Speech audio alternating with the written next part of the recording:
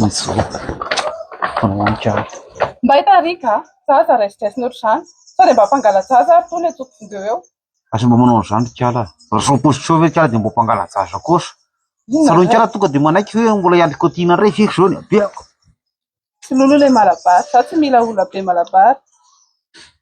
sady be zesta be amin'ny tsiny maso nefa ohatry ny gidy kala lava fingo kely ty koa dia mahivava anaty zany azahoana iza toerana misy anao a dia afaka manao revandirany arblesem foana ianao le izy a efa ahitansika an'le provandy active girany iny ho an'ny soa soan'ny akofaka nanofo sy ny entana rehetrarehetra vokariny arblesem sy active dia azonao reo anaovana revandira daholo zany a reo zavatra reo tsy mifidy taorana io fa atsonao fotsiny reto numéro kely anankiroa apetraka eto reto a dia zareo no mamety momarika anao photocopiena kara-panondro a sy certificat de résidence ihany ny ilaina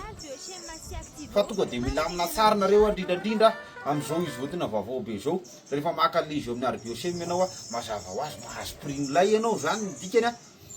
dia mitsodranatsika menakavy dadanay voalafo a ary ahazo vola amin'ity zavatra ity manjifa vita malagasy fa tena mahafinaritra lasakeo aminareo tsara mihitsika izany zakako ihany le tsany